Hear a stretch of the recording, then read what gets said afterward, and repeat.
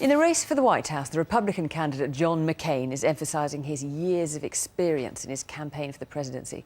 He's trailing the Democratic candidate Barack Obama by 6% in a recent poll. And his team want to ensure voters are reminded that, unlike his younger opponent, he's fought not just political battles, but seen action in the real thing. In 1967, John McCain's plane was shot down on a bombing mission over North Vietnam. Both his arms and one of his legs were fractured, and he was held in a Hanoi jail for 5 years, where he was interrogated, beaten and tortured.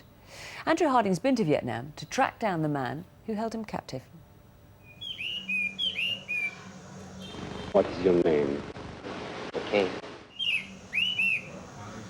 What is your rank in the army? Lieutenant Commander in the Navy.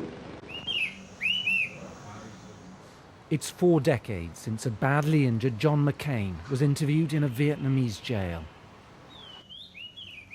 And this is the man who imprisoned him.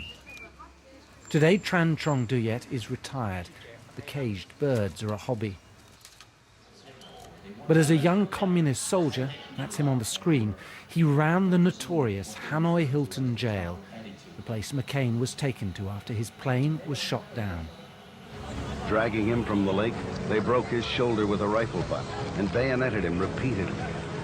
McCain was loaded into a truck and delivered to the infamous and hated Hanoi Hilton. He was injured. We did our best to save his life.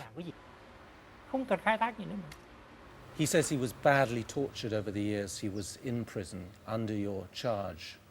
Do you acknowledge that? I can confirm that we never tortured him. We never tortured any prisoners.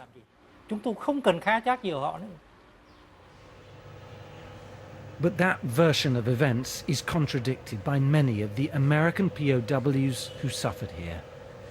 Today, the prison is a museum, McCain's old flight suit on display. John McCain was held for 5.5 years here, often in solitary confinement.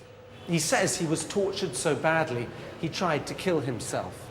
So how did Vietnam shape the man now running for the American presidency? I've served our country all my adult life, and I'm prepared for the high office I speak. The McCain campaign has made much of their candidate's courage. Few would dispute that. But some of his fellow veterans point to a mean streak in McCain and wonder how he can support today's war in Iraq.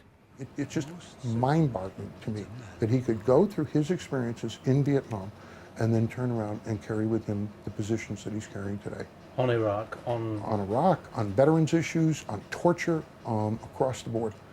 He just seems to be doing exactly the opposite of what any normal thinking human being should do, having gone through the experiences he went through.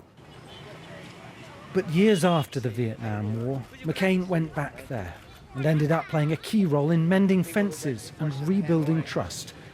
As a result, his former jailer is now a fan. If I were American, I'd vote for John McCain. I think he'd make a very capable president. He's done so much to improve relations between our two countries. A surprising endorsement from an old enemy. Andrew Harding, BBC News, Vietnam.